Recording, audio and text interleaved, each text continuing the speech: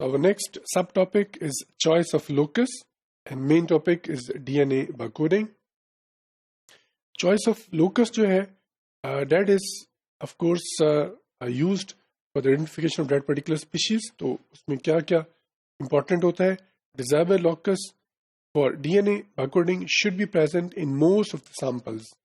ये नहीं है कि हम एक स्पीशीज के फॉर एग्जांपल 5 डिफरेंट जो मेंबर्स हैं वहां से सैंपल लेते हैं तो वो 4 में हो, 1 में ना हो, या 3 में हो, 2 में ना हो.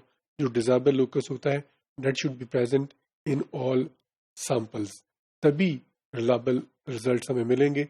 अदरवाइज अगर वो फॉर एग्जांपल 5 में से 3 में मौजूद है, हम सैम्पलिंग बाकी 2 में से करते हैं जिसमें मौजूद नहीं है, तो वहां से जब सीक्वेंसिंग होगी तो वो फिर वो सेम नहीं होगी. तो इस तरह से एक स्पीशीज के डिफरेंट मेंबर्स में अगर वो लोकस मौजूद नहीं है तो जाहिर है वो एक स्पीशीज के तौर पे उसको हम आइडेंटिफाई नहीं कर सकेंगे और हमारे जो रिजल्ट्स होंगे वो रिलायबल नहीं होंगे. Then this locus should be sequenceable without species specific PCR primers. जाहिर है इसको हम सीक्वेंस कर सकते हो विदाउट स्पीशीज स्पेसिफिक पीसीआर जो प्राइमर्स हैं उनको यूज कर उनके बगैर तभी ये इसको हम यूज कर सकते हैं. It should be short enough to be easily sequenced with the current technology. ये एक बहुत बड़ा सीक्वेंस नहीं होना चाहिए in thousands of base pairs या इससे बड़े. जैसे हमने पहले भी कहा कि ये आमतौर पे 600 से 800 बेस पेयर्स लॉन्ग होता है. तो it should be small, it should be short, so that it is easily sequenced by using current methods.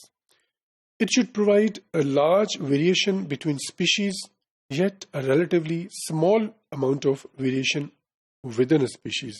हमने पहले भी इसको डिस्कस किया कि ये जो पर्टिकुलर लोकस होता है it should be different in different species. जाहिर है अगर ये ओवरलैप करेगा तो इसका मतलब ये होगा कि more than one species will have the same sequence of that particular nucleotides, जो कि हमें एक तरह से रिलायबल रिजल्ट्स जाहिर नहीं देंगे. तो डिफरेंट स्पीशीज के अंदर ये हमें डिफरेंट होना चाहिए, जबकि एक स्पीशीज के जो डिफरेंट मेंबर्स होते हैं उनमें उसका सीक्वेंस सेम होना चाहिए. जैसे हम CO1 जीन लेते हैं, ये जो CO1 जीन होती है ये अगर हम तमाम इंडिविजुअल्स अगर फॉर एग्जांपल ह्यूमन की हम बात करें तो ह्यूमन बीइंग में जो होमोसेपियन स्पीशीज है, एक पर्टिकुलर स्पीशीज हम जाहिर है होमोसेपियन में है, तो जैसे बाकी एनिमल में है उनकी एक पर्टिकुलर स्पीशीज के अंदर सेम सीक्वेंस है, तो ह्यूमन बीइंग में भी CO1 जीन का जो सीक्वेंस है वो सेम होना चाहिए और इसी की बेस के ऊपर उसको आइडेंटिफाई किया जाता है.